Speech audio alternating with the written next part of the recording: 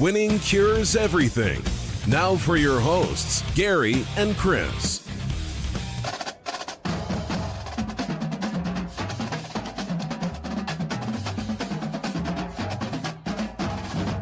Welcome in, Winning Cures Everything. It is the Tuesday, March 22nd edition of the show. I'm Gary.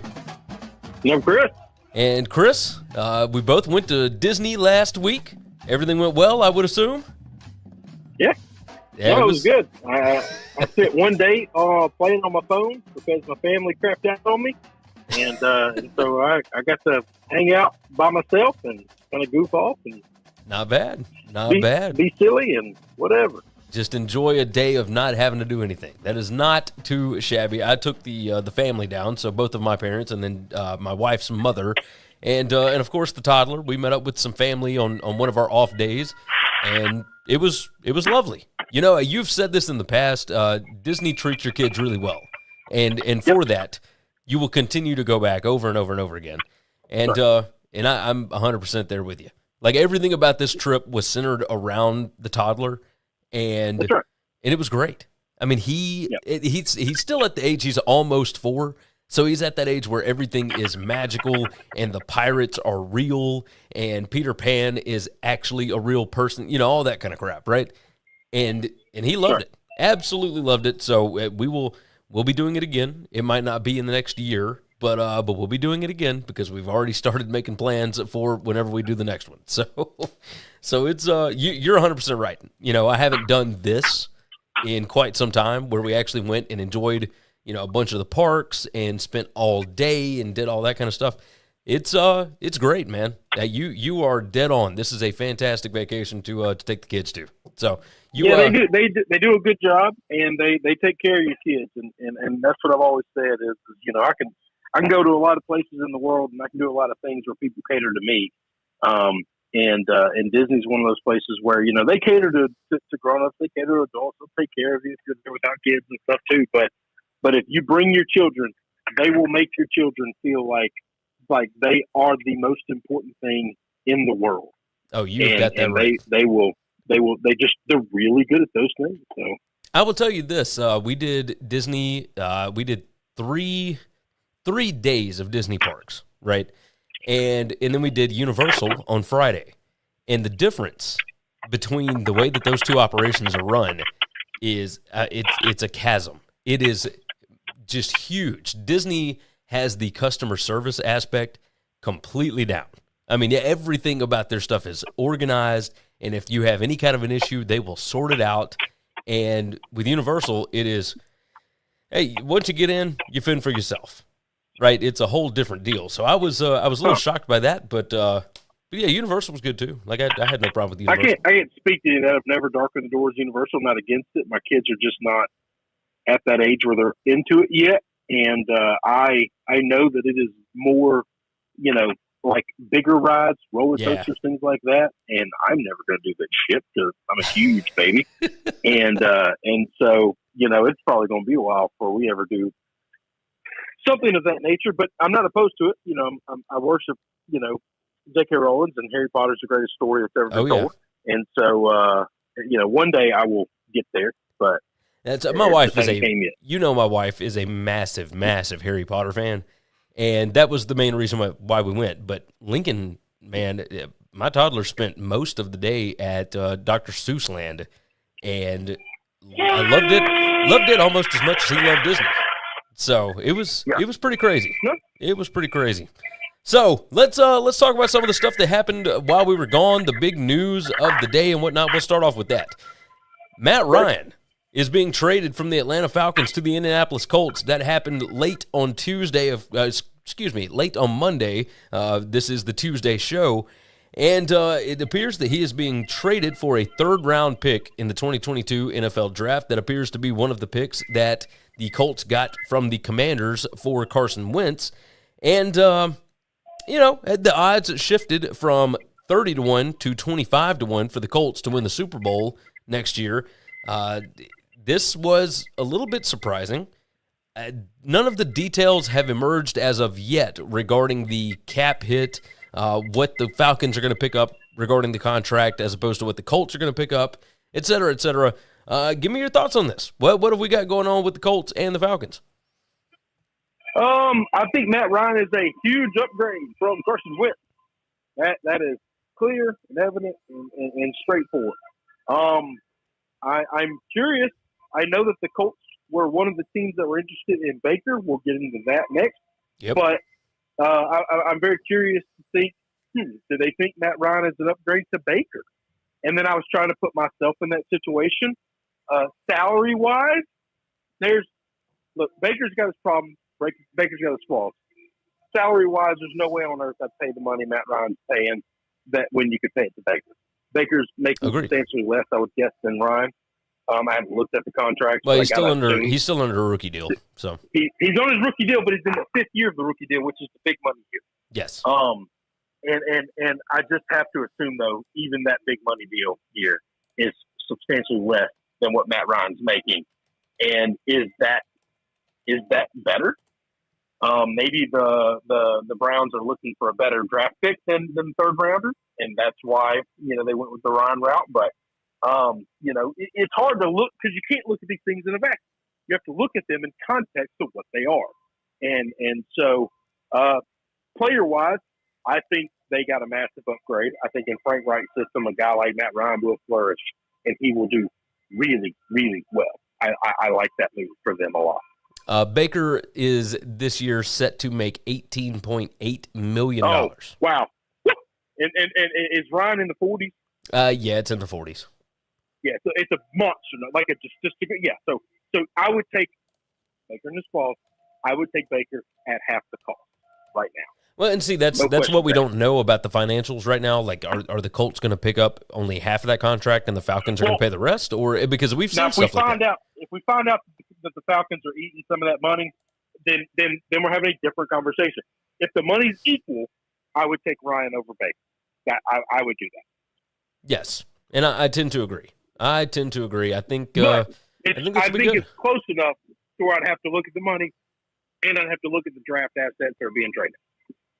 Matt Ryan this year set to make okay. So his Spot Rack has already come up with looks like his cap hit for the Colts is going to be $28 million. His roster bonus $7.5 million.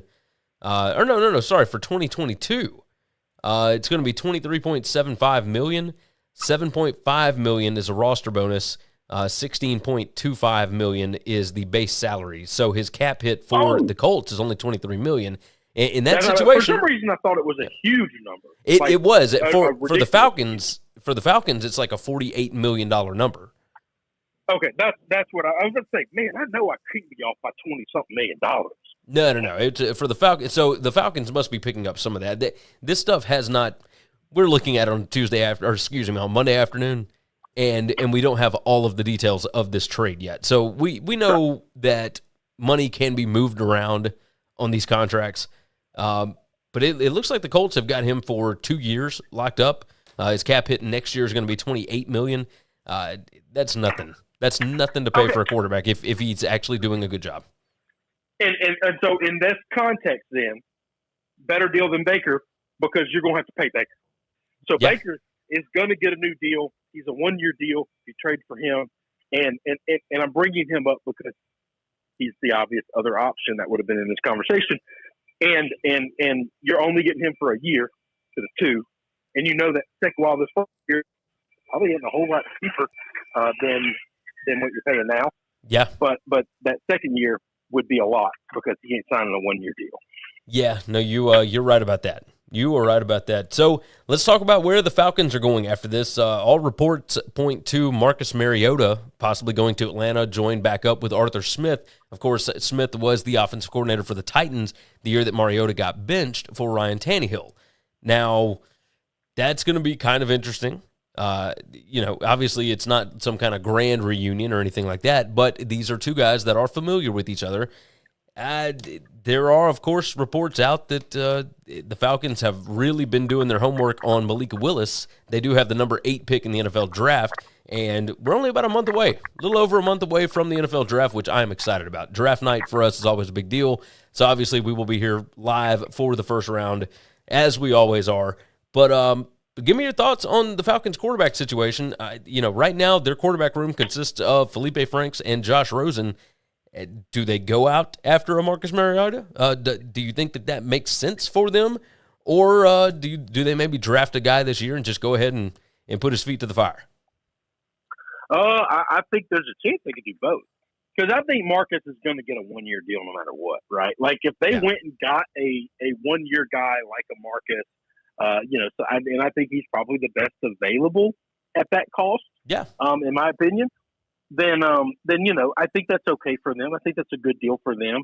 And you still draft a guy because you only signed a 1 year basically stopgap. If the rookie comes in and the rookie's ready to play, then you got no problems, you got no questions, you got no issues. You go to work and you start the rook. If you don't think he's ready and he needs to sit for a year, you got a guy like Marcus who can run your offense. You're familiar with him. And if you're going to get a Malik Willis, then Marcus is the guy you want to draft or go sign. Because you can, not that they're the same guy, but you wouldn't want to sign an Andy Dalton and draft a Malik Willis. Because now you're trying to teach everybody in your system two completely different offenses. Yes. I think you're right. I think you are right. Let's move on. Let's talk a little college basketball before we close out the show with even more football. We're moving into the Sweet 16. You and I did not talk, and this is the first time that we have ever done this. We both took vacation during the opening of the NCAA tournament. We both needed a vacation. I will certainly say that. But let's talk about Sweet 16. We're not necessarily going to make picks about the Sweet 16 right now. But I'm curious your thoughts on who is going to make the Final Four out of the 16 that we've got. We have got, in the West, Gonzaga against Arkansas, Texas Tech against Duke, and the two winners will play each other for the Final Four. In the East, you've got North Carolina against UCLA, and then you've got Purdue against St. Peter's, and the Peacocks, of course, being the big story of the tournament thus far, a 15 seed in the Sweet 16. In the South region, you got Arizona against Houston, and then Michigan against Villanova. And then finally, in the Midwest, you've got Kansas against Providence and Miami against Iowa State, a 10 seed against an 11 seed. Some pretty fun matchups. You've got 31 combined national titles between the teams that are in the Sweet 16, and that is a pretty awesome deal. You got big names in this. We'll talk here in a minute about the SEC and the Big Ten. Kind of underwhelming, of course, but give me your thoughts here. I've got who I think is going to make the Final Four out of this group, but I'm curious your thoughts. So you want me to go through those lists again, or do you have an idea in your head of who you think should make it? I'm guessing the best way I can because I don't have a bracket in front of me. I don't know who plays who. Gotcha. Okay. So, and if you just try to run it off again, it's not going to do a whole lot of good. I like Arkansas. I think Arkansas is tough. Somebody's coming out of this SEC. Our conference was too strong to not have somebody come through. The team that I like the most that is left in the tournament is Houston. Houston. I'm going to tell you this. I know, and we'll get to it in a minute. I know LSU has a job opening, and it is because of NCAA issues. Kelvin Sampson's had some of those problems in the past, so I think there's zero chance that they'll go with him. I love Kelvin Sampson. There's never a team that man coaches that I just don't think is the toughest team on the planet. They're long, I'm with you. They're athletic, and they are mentally and physically tougher than anybody they play. They do not care. That there's no way there should be a 5 seed. There's not 20 teams in the country better than them. They're a 5 seed because of name only, and because they're from the little old American. Well, let's correct that. Let's correct the reason they were a 5 seed. Trust me, their KenPom rating, they are number 2 in the country, but they did not have a single quad 1 win other than against Memphis. The conference that they're in. Agreed. But that's what I'm saying. Every quad 1 opportunity that they had this season, they lost. So the resume wasn't there to give them a really high seed. That doesn't mean that they're not a fantastic basketball team, which they always are. You talked about an LSU job opening, by the way. That is not open anymore. That deal is done. Murray State's Matt McMahon is the new LSU basketball guy. We'll talk about that when we get to the coaching carousel in just a little bit. All right, I did. So, okay, got it. That's just happened within the last little bit. I like Houston. I like Houston. I like Houston, and I like Michigan. Those are in Arkansas. So I don't know who plays who. They might match up against one another. Houston and Michigan will have to match up against each other. I will tell you who I've got. In the West, I've got Gonzaga, and I think that they'll meet up against UCLA in the Final Four again. So that's the West against the East. And then the South, you've got Arizona and Houston playing, and then Michigan and Villanova. I think Villanova ends up coming out of that one. I could totally see Houston. The ratings actually have Houston favored in that game. I don't know what the odds are as we speak, but Houston should, according to the numbers, actually be favored over the 1 seed Arizona there. And then in the Midwest, Kansas against Providence, Miami against Iowa State. I think Kansas probably gets that one done. Providence, their advanced metrics, not great, but they do have some old dudes. I could see Providence winning that game, and then it's just a free-for-all. I have no idea if Kansas doesn't get out of that one. But yeah, Gonzaga against UCLA, Villanova against Kansas. I think that's what the Final Four will look like. But I could totally see Houston getting there, or Michigan, one of those other ones. And Arkansas is going to give Gonzaga problems. I went in this tournament saying this. I don't believe any of the 1 seeds are actually 1 seed because I don't think, and that's if they're not deserving. I don't think there's any different from them in the number 10 team. I just don't. Yeah. You can look at their resumes, and that's fine. But I'm just telling you, I think this is the year 1 seeds ain't making it. It's not going to be very chalky. It's been way more chalky than I thought. But if we end up with 2 1 seeds in this Final Four, I will be absolutely shocked. I'll tell you a team that I would bet substantial amounts of money on ain't making it. Okay, and that's a team that should have lost yesterday, and Michigan State's just not very good, and that is the Duke Blue Devils. Let me tell you what I see when I watch this team. Now I've only watched this team. I watched both North Carolina games throughout the regular season. The last game they lost, and then I saw them in the ACC tournament, and I've seen them in this tournament. Okay, so it's not like I've watched them all year. But what I see from Duke is a team that mirrors their coach in the sense of, and most people say, well, that's got to be a great thing. That's got to be a compliment because it's Coach K. And let me tell you what I mean by that. I think they play selfish-ass basketball. And they got a coach that has made this season all about him, and these players have every possession, it's all about them. They do not play like a team. They do not pass the ball the way they used to. They do not share the ball. They go down. They play ISO ball. And as soon as they play a good team, because they haven't played a good team yet in this tournament, as soon as they do, they will lose. Well, that will probably be in this first game in the Sweet 16 against Texas Tech. Well, yeah, I'm curious what they're going to look like in this one. Look, I love it. Michigan State's not a good team. And everybody in the world said Michigan State's not a good team. Okay. They got lucky to play Michigan State. Yeah, I think so. I think they kind of set that matchup. I mean, Michigan State had to play Davidson. Duke, of course, had a 15 seed in the first round, which, obviously Kentucky let us know that you can't take anything for granted.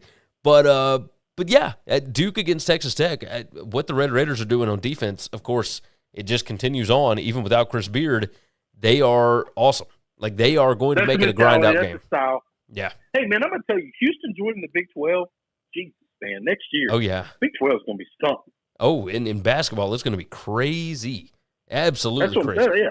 They have really stepped their game up in basketball. Now, as long as Kelvin Sampson's there, and he will be there for the duration, I don't think he's going anywhere. I don't foresee him not being there, yeah. Yeah, I think he's getting close to retirement age. But when he decides to hang it up, I think Houston has kind of let it be known, hey, Kelvin's son is probably going to take over. Well, and be real careful about retirement age, okay? That man took his shirt off in that locker room, and he danced with champagne getting poured all over him. And I'm going to tell you, he looks like he's in fine shape, okay? Agreed. No, you are not wrong about that. Let's look. He is 66 years old, so maybe he's not close. He coached another 12 years, 15 years. He could coach for a while. Come on. So I know everybody talked about this not that long ago. He's been there since 2014. It's interesting. I don't think he's going anywhere. I'll just say that. I don't think he's going anywhere. So. Oh, no. Well, with them joining the Big 12, there aren't a whole lot of jobs that have taken to Kelvin Sampson that are better than what he's got. Yeah. No, you're not wrong. The way that Houston is set up right now, it's a good league for them to be in. And I'll tell you this. How about this? We'll move this to the next conversation, all right? I want to know who is the bigger fraud in the tournament. Is it the Big Ten or the SEC? SEC, only one of their 6 teams made it to the Sweet 16. I think the Big Ten had 7 teams in. Only one of theirs made it into the Sweet 16. Now, this is 2 straight years for the Big Ten. But with the SEC, like their top-seeded teams got dropped pretty quickly. They've only got Arkansas left. For the Big Ten, Michigan, who a lot of people didn't even think would be in the tournament, they end There's up a lot being, of people don't think Michigan deserves to be in the tournament. Yeah. I mean, they wouldn't be in the tournament. They don't think they deserve it. No, what were they, 18 and 14, I think, when they got into Selection Sunday? So, it's rough. They didn't play well for most of the season, but they got 2 wins over higher-seeded teams, Colorado State and Tennessee. So now Michigan, an 11 seed, is the only Big Ten team in the Sweet 16.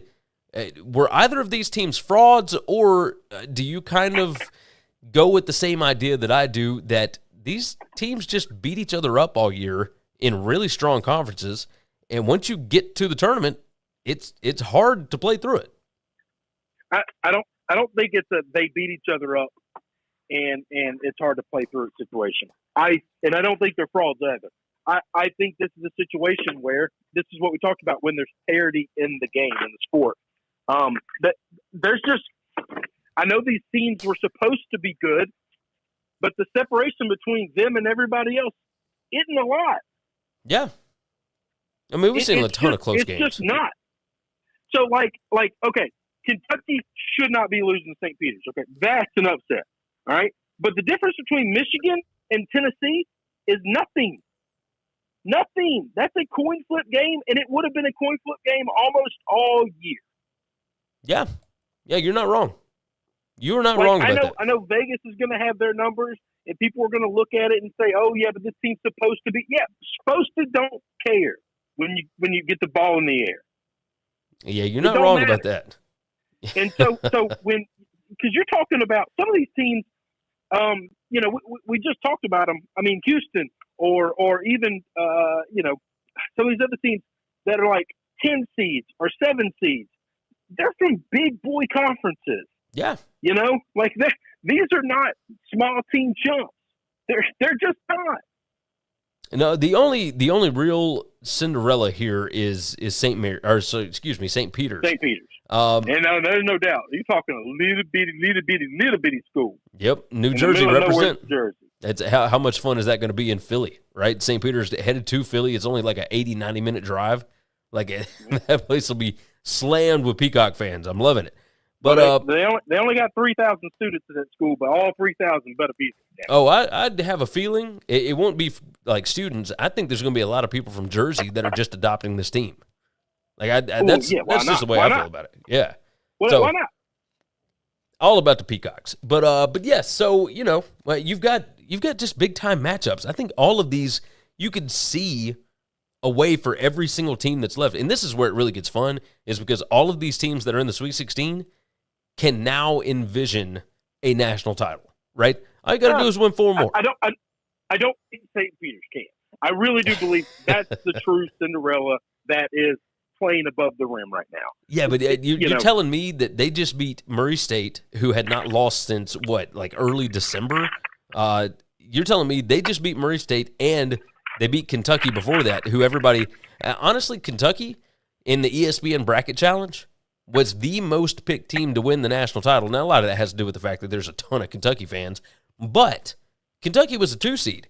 Like, St. Peter's is looking at this going, man, you telling me all we got to do is beat Purdue, who was ranked below one of the teams that we just beat, and then we got to beat either North Carolina, who hadn't been very good all year and just started picking up steam, or UCLA, who has trouble scoring, and then we're in a Final Four? I think they have talked themselves into it. I think everybody in this bracket believes that they can get there and they can win a national title. I really do. Okay. Now, do we think that they're going to? I wouldn't hate it. No, I wouldn't hate it. I just don't think there's any chance. I'd love to see it. I'd love to see it. But Same here. Same here. Don't think it's that. As far as the college basketball coaching carousel, before I do some podcast reads and tell you guys where you can find us, all that good stuff. So we'll talk LSU fired Will Wade. And you and I never got to talk about that last week because obviously we were out of town. But yes, Will Wade, before the tournament begins, I don't know that I have ever seen a team fire a coach heading into the NCAA tournament. I don't know that that's ever happened. I got all the ins and outs and details of all of that. So. Oh, yeah. I mean, it's all got to do with the notice of allegations and all that. And the NCAA dug up more dirt on Will Wade and the joint bank account and payments made to players out of that and blah, blah, blah, blah, than the FBI did, which is just insane. So, you know, I understand the firing him, and you knew eventually it was going to get to this point if they were able to find stuff. But Scott Woodward said... we disagreed. Okay. We disagreed there. Okay, go ahead. Because they have stuff on Bruce Pearl, and they have stuff on Bill Self, and all these other schools have just as much dirt. And those schools said, you know what? We're cool. We're going to give us our punishment. We're going to sign these guys to lifetime contracts. We don't care if we got to sit them down for a year or two. They're our guy. Okay? They're our guy. Woodward didn't hire him. Woodward wants to bring in his own guys. He made that clear when he took the AD job. This is his dream job. This is his alma mater. And in 3 years, he has hired the men's basketball coach, the women's basketball coach, the baseball coach, which is a monster deal at LSU. Yes, it is. And the football coach, which is a monster job in the country. I think this is about Scott Woodward taking control of this athletic department. That means a lot to him that Joe Oliva let go to complete and utter shit. And the reason they had to fire him was simply because, A, they waited this long because when he renegotiated his deal, they wanted to make sure they could fire him for cause. And in his new deal that they gave him, he agreed that he's going to be fired for cause if the NCAA comes back with him. Okay? So that gets him off the hook for a bunch of people say, oh, you paid him for 3 years. Yeah. And he took teams to tournaments every year. That worked very good sometimes. Yeah. By the way, he made LSU a decent basketball school when we've never been even a good basketball school more than 1 year every 5 or 6 years. So that's the reason he got to stay on as long as he did. And the only reason they fired him is because Woodward wanted to bring his own guy in. That's it. Woodward likes to big game hunt. Woodward likes to go get his guys, and Will just wasn't that. That's it. Now, why fire him right before the tournament? Because what happens if he wins 2 games in a tournament? Oh, yeah. Oh, you're 100% now, right. This is the problem. The only reason you fired him right before the tournament was simply because what do you do if he goes on a run? What do you do if he wins 3 games? What do you do if he wins 4? Now, all your plans are moved. All your plans are done. It's the same thing he did with Ed Orgeron. He pulled Ed aside and he said, we got to make the move now. Why? Because what do I do if your ass strings off 3 or 4 SEC wins in a row? What do I do if you go into Tuscaloosa and beat him? Yeah, we already know. Now I'm stuck with this guy. Now I'm stuck with you, and we already know what you are, right? Yeah. Like, what you were saying beforehand. That's the logic. That's the reason. That's the science. Yeah. That's everything that goes into it. No, Johnny Jones was the coach at LSU before Will Wade, right? Will Wade's first year in Baton Rouge was 2018, and they went 18-15, finished in Ken Palm, ranked number 66. The year before that, 2017, LSU was 10-21 and number 172 at Ken Palm. The year before that, 19-14, number 81 at Ken Palm. They were, 22-11 in 2015, but this thing was headed the wrong direction under Will Wade. Starting in 2019, number 19 at Ken Palm, 28-7. Number 37 at Ken Palm, 21-10. Number 24 at Ken Palm, 19-10 last year. And then this year, number 22 at Ken Palm, 22-12. He made them not only a respectable basketball school, but a damn good one that was good on the recruiting trail. And people can talk about money and all that, but look, money was exchanging hands everywhere in college basketball. For everybody. He convinced kids that normally wouldn't to come down to Baton Rouge. He found a way to get it done. Bottom line. Yep. So Matt McMahon is the new guy from Murray State. And Murray State has been fantastic. with Ja Morant and without Ja Morant, and it was time for Matt McMahon to get a big boy job. They kind of fished around for some big names, which is what Scott Woodward does. He makes people say no. But with the NCAA stuff that's going on around this basketball program, we don't know what the postseason ban situation will be like. We have no idea what anything will be like when it comes to the basketball program. Were you surprised at all that they were able to get somebody like McMahon who was up for a ton of other jobs? Sure. Yeah. No, I think it's a really good job to have. That's why. Yeah, I think so. I think he realized, all right, I'm going to get a big contract that will be for multiple years. And if there is some kind of punishment handed down from the NCAA that limits my ability to do the job well, then I have an AD that understands what I've walked into. So I think that's a pretty good, secure situation. Very, very similar to Chris Mack at Louisville. But I mean, Chris Mack took a ton of money to go from Xavier to Louisville, and it was too much for him to be able to handle. But at LSU, I think Matt McMahon will be able to handle this. So there were a bunch of other stuff, a bunch of other moves that went on. Excuse me. Georgia taking Mike White from Florida. Now, this is another situation that I have not seen, which is I'm talking blood rival, right? Georgia and Florida hate each other in every sport. And no, Florida did not necessarily want to keep Mike White. He was probably going to lose his job next year if they didn't do something miraculous. But to see Georgia take the Florida basketball coach, like the sitting Florida basketball coach, that was interesting. Were you surprised by that one? Not really, but I don't really get into some of the stuff. I don't think it matters. Yeah, no. I know these guys hate, the fans of everybody hate everybody, but, you're not dealing with the fans. You're dealing with boosters. You're dealing with all these other guys that are just trying to they're just trying to win. They're trying to do a good job. Yes, you were not wrong about that. Florida, in the meantime, has hired San Francisco's coach Todd Golden, who, I don't know if you remember him, but he was one of the lead assistants for Bruce Pearl when he first got to Auburn, 2014 through 2016. He moved to be an assistant at San Francisco, then got the head coaching job. He's only 36 years old, but out of that Bruce Pearl tree, I think he could fit really, really well at Florida. He did awesome things at San Francisco, so I think that is a pretty good move for them. Mississippi State fired Ben Howland, and they are hiring Chris Jans from New Mexico State. You remember when you and I went down to Samstown, I think it was 2019, and you and I sat and watched New Mexico State take Auburn down to the wire. I think it was a 78-77 loss. When New Mexico State got an upset this year against UConn in the first round of the tournament, Chris Jans has been awesome. But I was really surprised that he took the Mississippi State job. Now, this may just be a money thing, but that was a pretty big hire, I think, for Mississippi State. Maryland hiring Kevin Willard from Seton Hall. Xavier fired Travis Steele, and then they brought back in Sean Miller, who was the head coach there from 2004 through 2009. He went 120-47. He had an Elite 8 appearance and a Sweet 16 appearance there. Made the NCAA tournament 4 straight years before he left for the Arizona job. The other one that I wanted to bring up, South Carolina fired Frank Martin.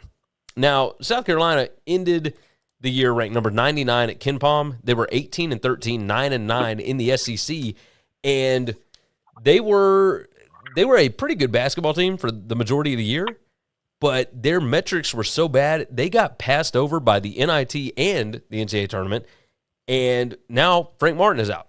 And of course, Tanner, the AD at South Carolina, is going to be looking for a new guy. I don't think it's crazy that they went ahead and fired Frank Martin, but do we know that they're really going to be able to get somebody better? I think maybe it had just run its course since that Final Four back 5 years ago, No, I think they made that move, and I think that was kind of negotiated or talked with because they fired Frank early enough to where Frank could go get another job. Yeah, I think the pressure in the SEC has ramped up so much that Frank might just go to maybe a little lower level school where there is not as much pressure, and he can coach ball. I think that's what he likes to do, And in the SEC, you can't just do that. So we'll see. Let me knock out some of these reads right quick. The website, winningcureseverything.com. That is where you need to go to find everything you need to know about us, including where to subscribe to the podcast and the YouTube, etc. You can also watch the show on Twitch and on Twitter. So go ahead and knock those out. But the podcast, if you are subscribed, hit that unsubscribe button and resubscribe, and leave us a 5-star review. You can do that at Apple or at Spotify. Of course, you can get us on any of your favorite podcast apps. So go ahead and knock that out. The YouTube channel, consistently growing. We certainly appreciate everybody that was here last week while we were not. But yes, the YouTube. Hit subscribe on that. Make sure that you like this video and that you jump into the comments. We love to see the comments. Twitter, you can always follow us at GaryWCE, at Chris B. Giannini, or at Winning Cures. And if you want to hear more of my beautiful voice, then you can do so at BetUS TV or see my smiling mug, whatever you want to do. BetUSTV.com is the place to do that. Now, let's jump into football. That is what we do best. DeShaun Watson has been traded to the Cleveland Browns, and he signed a 5-year extension. I don't have the numbers pulled up in front of me. Chris, do you remember what it was? $126 million, I think it was more than that, wasn't it? It was something crazy. Watson, no, it's one. I think it's one. No, Watson is over 200 million. Okay, so I'm pulling up DeShaun Watson contract. That's like 260 or something crazy. Let's see. 5-year, $230 million contract. That's what it was. I had my numbers messed up. It was way bigger than. That is a fat contract. The Browns said that they have done their due diligence. They have done a huge dive into what all is going on with his, his cases and whatnot that are currently pending, currently going on. But no criminal charges being filed against DeShaun Watson, so he will be playing next year. It does appear. Let's talk about Watson and why he chose Cleveland. First off, what were your thoughts on this? I think of the teams that were looking at him, 2 of them are close. I think they were basically looking at the Browns. He was looking at the Saints, and he was looking at the Falcons. I think the Saints are in that order. I think Cleveland is better than the Saints outside of the quarterback position. I think the Saints are better than the Falcons, and the Falcons are last in that order of talent and ready to win. You've got a more established head coach, while all 3 of the head coaches are young and inexperienced. People in the league know who Stefanski is and trust him more. So he went in the place with I would probably give the nod to better head coach as of right now. He's won coach of the year before. That's a big deal. He's more talent. And then also, man, they showed him some love. They guaranteed that whole contract. We haven't had a single contract come through of this magnitude that didn't have opt-out galores all over it. Oh, yeah. And this is 100% guaranteed. That is, it's crazy. His base salary in 2022 is $1.035 million. That's the amount from which he would lose on a per-game basis if he's suspended by the NFL over the allegations of sexual assault, etc. So if he's suspended, he's not going to lose a bunch of that money this year, which is, a very smart. They work the contract in a way in which he's protected. I'm pretty sure he's going to get some type of suspension, but now that we know there's not going to be criminal charges, and we can get into the case of DeShaun Watson if you want, anytime you want. I've followed it. I've studied it. We talked about it early on. Our early, and I will rehash our early arguments for this. When it first happened, and we ended up in a matter of a week and a half, we went from 1 complaint to 22 complaints. Yes. My initial argument was there's 0 chance nothing happened. There's also 0 chance all of it happened. There's just not. Agreed. It's somewhere in the middle, and I will tell you that I know the justice system pretty well. Okay, I was a criminal justice major in school, and I was very interested in. They want to be a cop. They want to know. I'm very interested in sentencing issues. How do we get certain people, like certain charges on certain people? How the ins and outs of this. I'm not an attorney. I'm not a lawyer. They would know it better than me. But I bet I know it better than most of the lay people. And I will tell you, when it comes to he said, she said, sexual assault type of things where there's very little to no evidence involved, it is almost impossible to get a conviction. It is very, very easy to get an indictment. It is very easy to get a charge. And when you go before a grand jury and you don't get an indictment, that there's not enough in what that says is they didn't have enough evidence for them to think it was more probable than not. Remember that phrasing? Oh, yeah. They didn't think there was probable cause. If you were driving home after the Chiefs won the AFC title game and Patrick Mahomes' goofy-ass wife sprayed champagne all over you and you got pulled over, you hadn't had a drink of alcohol all day, just the smell of the champagne being on your clothes is enough probable cause for you to potentially spend the night in jail and then impound your car. Okay? So probable cause is not a complicated or hard thing, and anybody who's ever had a run-in with the police officers understand they can get PC real easily. And the fact that they didn't have enough probable cause to bring a charge doesn't make me as a Browns fan excited or happy or whatever, because I still believe something happened. This ain't some saint here. But these stories have gotten so out of whack that we're so far beyond the pale of knowing what happened that they couldn't even bring a charge on him. Exactly. And that says there's way more than meets the eye, and we are holding Watson to a standard of you are 100% guilty before you even see a courtroom or let us litigate this thing. Yeah. I have a problem with the media doing that. Oh, agreed. We're back to the world of believe all women, and I'm not saying believe none of them, but believe all anybody is foolish and stupid. Agreed. The deal, by the way, the Texans are going to get a first-round pick in 2022, 2023, and 2024, as well as a 2023 third-round pick and a 2024 fourth-round pick. I think it's a good move for the Texans. Go ahead and continue this rebuild, make it work. This was, we all knew it was eventually going to happen. Nick Caserio is the GM for the Texans, and he said in a statement on Friday he believed trading Watson was the right move for their organization. He said, our priority right now is adding talented players to the foundation we've already put in place over the last 15 months, and this trade supports that plan.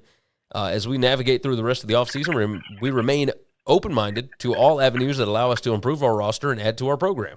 So now we've got 4 first-round picks right now. I guess 6 if you count all 3 years. But they got an additional one in every single year. You can use that to go get a quarterback, or you can draft and rebuild your roster. And that's exactly what the Texans have been talking about doing for quite some time. For the Browns, well, they have to, because that roster is bad. Yeah. For the Browns, the roster has been great, other than maybe the quarterback position, right? And they dealt with a ton of injuries last year, et cetera. But this is a move that definitely makes them a Super Bowl contender, right? And we thought they were this past year.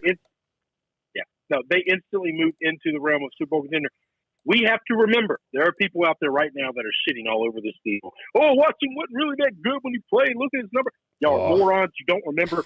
This is a guy with a severely inept roster that had a 14-point lead going into the second half against the Patrick Mahomes Chiefs in Arrowhead the year they won the Super Bowl. Okay? They haven't played football since. But that's the last time we saw him, and he was unquestionably, at that day and time, the number 2 best quarterback in the league. And it wasn't debatable. Okay? Now, I don't think he's number 2 today. You go that long without playing. I think there's going to be some getting your feet back in you. I also think the caliber of football has gone up. You got a couple of guys like Josh Allen that have now stepped into the realm, and Joey B, and a few others that are saying, hey, we belong in that conversation too. But I'm going to tell you this, he's undoubtedly a top 5 quarterback. You can't name 5 guys that are better than him on the football field. You just can't. And if you do, you're just lying to yourself, man. That's it. They currently have the 8th best odds or 8th shortest odds to win the Super Bowl in 2023, Super Bowl 57, right? They've got the exact same odds as the San Francisco 49ers, who we were very curious, why are the 49ers up that high, et cetera, and we thought it might have something to do with the fact that the 49ers might be trying to get a new quarterback. They could be going after Tom Brady, et cetera. So I think that this is kind of, they've calculated it in there that Watson could miss some time this year. He could miss the whole year. Yep. You never know. I don't think there's any way he's going to do that. I think it's going to be around 4 to 6 games, maybe 8. Ben Roethlisberger got 4 or 6. Zeke Elliott got 4 or 6. Like all these guys have gotten about the same. You're talking about a realm where I think Goodell's been horrible at his job. I also think he's been consistent with this. Yeah, I think you're right. The next question for this is what happens with Baker Mayfield, right? I would assume that with $18 million, like hell to trade him. Yeah, you got to find a trade partner for him, much the same way that the Colts had to find one for Wentz, much the same way that the Falcons had to find one for Matt Ryan. But in this situation, you got a guy going into the last year of his deal. This will be basically a tryout year. I don't imagine that anybody is going to take on Mayfield and go ahead and give him a new contract. But no, he's going to have to play out the deal. Yeah. Here's the problem, though. They're trying to trade him. They can't find a trade partner. That says more about the league's perspective of Baker. A lot of people in Cleveland have been hating on the Browns and the Browns front office and all this stuff and whatever else. Listen, they tried to trade Baker as part of this deal, and the Texans said, no, we'll take the pick. Isn't that crazy? I mean, that says something, right? Like, You can have a bona fide starting quarterback. No, we're good. We're good, okay? We got the giraffe back here, all right? You seen this guy's neck? Yeah, he can play. We're okay. It's pretty crazy. 2 days ago when all this stuff went down, he wanted to be traded to the Indianapolis Colts. He wants to be in the Colts. And the Colts went with a 36-year-old Matt Ryan, who will be 37 when the season is finished. Yep. And I think that tells you a lot, right? Like that's right. No. And here's the thing: everybody in the league might be wrong. Baker might get on somewhere, and he might prove everybody wrong. The problem is nobody. This is not. Listen, they traded Case Keenum over the weekend. Okay, they had no problems trading Case Keenum. They can't find a trade partner for Baker Mayfield right now, and I do not believe it is because they are asking for the moon. I don't think they're going into this thing trying to get a first round pick for him, or something crazy. Yeah, I think if they could get anything for him right now, I think they would make that move. Do you think it's crazy to think that they might just? Obviously they've already picked up his 5th-year option, but do you cut him? Like, do you? Because I think the way that this went down, you'll get somebody to give you something for him by draft night. Even if somebody's going to go into the draft hoping to get a quarterback and they're going to swing and they're going to miss, and somebody's going to move in front of them and they're not going to be ready, and somebody will give you something for him. But no, I just because if you cut him, you owe him the money. Yeah, no, you're not wrong about that. A few potential trade partners. And there's a bunch of different articles about this. The most that I've seen is the Seattle Seahawks. That would make sense. They don't have Russell Wilson right now, so we'll see what's going on. And I don't think that the Seahawks believe that Drew Lock is going to be their guy. The Carolina Panthers, no. I think we have figured out what the deal is with Sam Darnold, so it will not be Darnold, but Tepper could go and get a young franchise kind of guy like Baker Mayfield. We'll see. I saw a lot of Saints. You're going to get him on the cheap. You're going to owe him the 18, but it's not like he's going to cost you a lot in draft capital, I don't think. I don't think so either. The New Orleans Saints. I do think the football team is mad because they didn't see this happening. They didn't see this coming. And I believe, I have my issues with Baker. I believe Baker is substantially better than Carson Wentz. I think so too. The Falcons would make sense, obviously, but all the all the reports right now are that it's going to be Marcus Mariota, but we'll see. The Saints have re-signed Jameis Winston since you and I have started talking, so don't think it's going to be the Saints. I'm curious. Could we see Baker Mayfield in Pittsburgh with the Steelers? Who knows? We'll see what ends up happening with that. But, and I'll talk more about what the Steelers situation is in just a little bit. I did want to bring up Tom Brady. Now, Tom Brady over the weekend, over the prior weekend, we didn't get to talk about it, but I did want to at least bring it up. He has unretired. I mean, it took, 6 weeks? Is that about how long it took? And I believe that you got some nasty comments on Twitter when when you made your comments about it. I don't think you said anything crazy at all, but hang on, did I? I don't remember this. Yeah. It was not this past Sunday, but the Sunday before that. And basically, you were talking about, I would rather work than just be like a stay-at-home dad. Yeah. Wow, that spiraled way out of control. Holy shit! Yes, it did.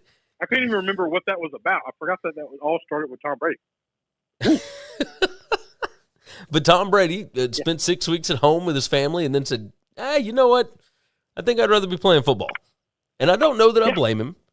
But but this was interesting that, it became such a huge thing and he decided to – I don't like when players do this, right? It reminds me of Brett Favre way too much. And I don't believe that Tom Brady is being a diva. I think he's really struggling with the idea of not having football. I think that's the biggest issue here. He knows he can still play. You and I disagree on this. All right, go ahead. Disagree completely on this. Okay. He never wanted to retire to begin with. There you go. I think he wanted to work his way to get to San Francisco. I really believe that. I said that on this podcast the week after he retired. I think you said it before he retired. Maybe I did. I think he thought the only way he could do it was if he retired, and then he chooses to come back, and Tampa Bay has kind of moved on at their quarterback position, and so they'd be willing to move him to San Francisco for something pretty reasonable, considering he'll be 45. He always said, he's always been honest about this, I will retire when I suck. And last year, he should have been the MVP. Okay, they gave it to Rodgers, and they just completely missed it. They just missed it. This 44-year-old man did so much more with less down in Tampa Bay than Rodgers could have ever done, and it's just not close. He doesn't suck. He's one of the best quarterbacks in football today. Not his record going into this year. If we just started ranking quarterbacks, he's still top 5, top 10 this year right now going to play. So he knows he looks at the landscape and he looks across the NFC and he says, all I got to do is beat Matt Stafford and Aaron Rodgers, and I've made it to the Super Bowl. Shit. Give me that. Give me that. Because there ain't a quarterback in the NFC that scares him. Because he has owned Aaron Rodgers his entire career. No, you are not wrong there. You are not wrong there. So we'll see what ends up happening with Brady. It's kind of gotten quiet because of the NCAA tournament and everything, but I would imagine talks will pick back up once we get closer to draft night. And so I think the thing that threw him off was he did get his bluff called by the organization. Like, they're not going to trade him. Like, you're going to play football for us, or you're not playing football at all. And I think he's okay with that. It just got far enough down the road to where he knew, it was either time to come back now or don't come back. I think this was all planned. You might be right about that. You might be right. And I told you that either before he retired or right after he retired. We had that conversation. Yeah, no, we certainly did. You brought up Aaron Rodgers. Let's talk about what's going on with the Packers. The Packers have traded Devonte Adams to the Las Vegas Raiders. Now, this kind of surprised me because you just brought Aaron Rodgers back, And, obviously you would think that they would want to make him happy, etc. Now, Devonte Adams' contract, they brought him back on a franchise deal, etc. But I'm just kind of confused as to why this would make sense to move him to the Raiders. I don't know what. Tell me your thoughts on this first. How's that? I think Devonte Adams, they didn't have a choice, right? Like, he's a free agent. Well, I mean, they brought him, they franchised him.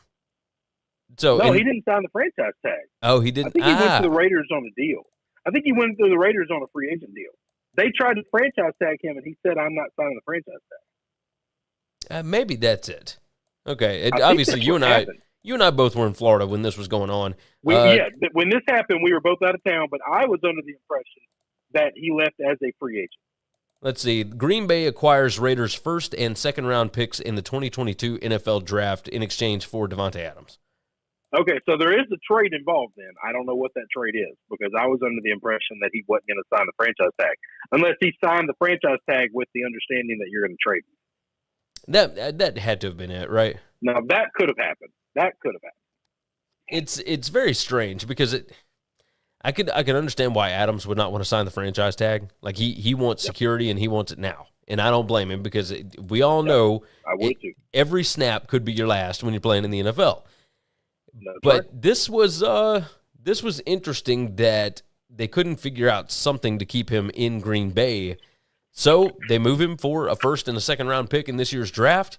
I will tell you this: if they don't sign a receiver for Aaron Rodgers, I am curious what Rodgers is going to think about this, and will he stick around for the last 4 years of this contract that he just signed? I mean, this is absolutely insane. I don't understand the move. I guess I get it on the Raiders side. Obviously, anytime you can get a talent like this, you got to go do it. I mean, F them picks, right? Isn't that what the Rams said? Get the proven commodity. Go get that. Like, there's nobody in the first or the second round this year. I don't know that there's anybody combined that you could get that would be as talented and as good as Devonte Adams is right now. So you make the move. But as far as the Packers, I mean, you're trying to keep this window open as long as you can. I don't know that Adams moves you closer, or I don't know that moving Adams gets you closer to a Super Bowl again, right? No. This doesn't help the Packers at all. I think the Packers are doing this, getting ready for a rebuild around Rodgers. And here's the thing. Like, we've seen a ton of receivers come out of the draft, be rookies, and play immediately and be great, right? Right. I think that's going to be their plan. I might be wrong about that, but I think that's going to be their plan. Go and get your receiver on a rookie deal and see what you can do with that. Because you've already got your quarterback. So now just get rid of some of that contract and move on. Yeah, I could see that. Let me move to the Steelers right quick. The Steelers somewhat shored up their quarterback situation, and they signed Mitch Trubisky. I am curious your thoughts here. Why don't you go ahead with this one? This one made me smile. This one made me happy. Mitch Trubisky might be the sixth best quarterback in the division right now.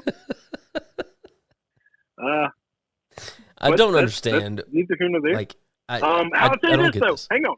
All right, I say that, and that's a whole lot of tongue in cheek. That was rude. That was not called for. I'm gonna tell you this. I think Mitchell's better than Ben was last year. Yeah, I think I'll say this: if Trubisky comes in and shows just insane improvement, Brian Daboll needs to be getting paid more than he's getting paid as the head coach of the Giants.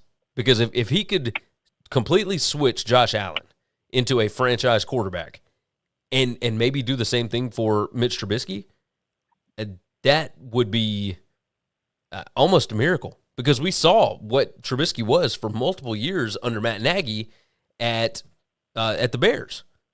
So this is another one of those where you know what he is, or at least what you think he is, and that's what the Steelers have decided to go with. You've still got Mason Rudolph as your backup. You've got Mitch Trubisky now, I guess, slated as your starter. But I just can't believe that this is the only quarterback move that the Steelers are going to make, right? I mean, surely you think that they've got something else up their sleeve. No, I think this is their guy. I wonder if maybe they are just so convinced that their defense is really good and they just need a guy that's not going to screw it up, and they're hoping that Trubisky has fixed all the mechanical problems, all the decision-making problems, all that, and maybe he just won't get them beat. Like, maybe that's it. Maybe. Well, here's the thing. Look at how their offense has been the last couple of years. I mean, it's very much been a, we're going to win this on defense. We're going to, we're going to bend but don't break. Don't turn the ball over. Play smart, and we'll be okay. Yeah, I don't know that you're going to win a Super Bowl with Mitch Trubisky. You might be able to make the playoffs. I mean, my God, they made the playoffs this year, and they were putrid. Yeah, that's what I'm saying. Ugh. I wouldn't put anything past Tomlin, though. I'm just going to tell you that. Yeah. I mean, only coach in the NFL right now that has had 16 straight non-losing seasons. So he had that 8-8 year in there, but I'm curious. I'm very curious. This seemed like such a weird deal. Finally, we close out with this. The $8 million NIL deal that came out, I guess, at the beginning of last week. The Athletic reported on it, et cetera, et cetera. And I shared it out and said, yeah, I've got an idea of who this could be. Because I had been told by some people that are relatively well-connected who it is and what school it was. And it's Nico. I can't even say it. I am Ali Yavava. Whatever. Nico, the quarterback, the number 7 player in this upcoming class, he has committed to Tennessee, and that was the deal, right? And it's still not confirmed and whatnot, but that's everything that I've been told. It's an $8 million NIL deal from a collective of boosters at the University of Tennessee. And while this is a huge, huge boost in recruiting, all of the people that are online, Chris, that are just bashing this and, Tennessee just bought a player and blah, like that. Of course you got him to you got him to commit to Tennessee because he made $8 million off his contract and whatever. Look, recruiting has completely changed, right? Recruiting in college football is completely different now than it ever was before because all of the money is being handled above board. You can see it. It's out there in the open. I think it would have been dumb for Tennessee not to use this to their advantage. The relationship is still going to win you the commitment because he was going to make money anywhere he goes. It may not have been $8 million, but he would be making money. Like, this kid is a stud quarterback. And in that Josh Heupel offense, he is going to do fantastic things. But I'm curious your thoughts on the people that are bashing all these NIL deals. Look, the kids are going to make money. And I don't think it changes anything about recruiting. I think this is, if you got it, why would you not use it, right? This is just jealousy. That's all it is. It's just people who are upset, who are butthurt, and as soon as their school does it, they'll be happy as a clam, and they'll be crazy excited and all this other stuff. But they're just butthurt. That's all. That's the only thing I can say. This is blind jealousy. Oh, hey, I'll tell you this. I'll tell you that. How about we change the roles around? I guarantee you, if Jeremy Pruitt was still the head coach at Tennessee right now, it doesn't matter if you offer this kid $8 million. He ain't coming to be the quarterback in that offense. It ain't happening. But in Josh Heupel's offense, he can actually do something. So, I'll agree with that. Yeah, that's the thing that actually shocked me about all of this was, it's an $8 million NIL deal. I still don't think that matters. Everybody's got money. Everybody's spending money, and they're giving it to these recruits. The recruits are still going where they think they can do the best job. Bottom line. Well, so hang on. But here's an argument that I've got. Okay, this is what bothers me the most. All right, so we're gonna crush this kid or Tennessee for what they have done, right, in this situation. But how is leaving and going to play for money any different than kids leaving and going to play where it's just easy to win a title? Like, we've seen guys that were, you're the number one quarterback in your class, and you're leaving, and you're going to go play in a system where last year they recruited the number one quarterback in the class, and next year they recruit the number one quarterback. Like, you're just ring chasing, man. Like, they're four deep at your position, and you're going to play at that school. Like, how is going to play for money any different than that? Or going to the place that you know will best develop you, right? Like, if you're in the past, you were going to the place that you knew could get you to the NFL, and that's what a lot of them are still doing. But it's all very much the same thing, right? I think they're all still looking for the same stuff. I think that this kid Nico believes that going to play for Josh Heupel will get him more prepared for the NFL, and the NIL stuff is just an added bonus. Like, he's going to be taken care of for life anyway. I have fought too damn hard, too damn long against too many dumbass people for kids to start getting paid above board and really get what their worth is for me to get bad because other schools are getting guys and my school might not get that guy, or I got to compete against him. I'm just not going to do it. I'm just not. I'm not. I think right is right and wrong is wrong. And the way college sports have absolutely taken poor black kids and manipulated the hell out of them and used them to make obscene amounts of money for rich white guys is something that I don't care. I do not care that this kid is making a lot of money, and I do not care that A&M or Tennessee or any of these other schools are paying them disgusting amounts of money. Good for them. And if they piss it all away and in 10 years they're broke, how the hell is that any different than people who have won the lottery and pissed it all away? Or prize fighters who make hundreds of millions of dollars and then piss it all away. But at least they have their shot at life. They have their shot at doing something special. They have their shot at changing their stars for their family for years and years to come. I cannot be jealous about that. I cannot be upset about that. I won't be. I don't blame you. I'm right there with you. I want my school to get involved. Right now, we got one rich ass attorney that's paying everybody. Okay? No. We got big boosters. Get off your ass and come up with some money. Like, come up with something. Y'all do something. All right, Chris, was there anything else that you felt like hitting on before we wrap this thing up? No, man, I'm good, brother. All right, I think on Friday's show we're going to hit on some Major League Baseball stuff before the season begins, so be prepared for that. We'll probably talk some more about the NCAA tournament, etc. And who knows what college football or the NFL will bring us in the time that we are away. But in the meantime, Chris, I'll go ahead and let you go, and I'll wrap this thing up. All right, thank you, buddy. All right, be good, bud. All right, so that is going to wrap up Winning Cures Everything for the Tuesday, March 22nd edition of the show. We appreciate all of you for being here. You guys are fantastic. Thank you so much for watching and supporting the show. Again, if you are not subscribed, make sure you do so whatever podcast app you are on. If it's on one that allows you to review it, go ahead and hit that button for us. 5-star review certainly helps us out. Thumbs up on the YouTube video, and make sure that you are subscribed. If you're already subscribed on the podcast, hit that unsubscribe button, resubscribe. Go ahead and knock that thing out. All right. That is going to wrap it up for today. You guys have been fantastic. And, of course, before you see us again, we will have Sweet 16 games in the books. Pay attention to my Twitter account. I will probably put out something on some games, some betting on those games. I am looking at some lines right now. We'll see. We'll see what they look like.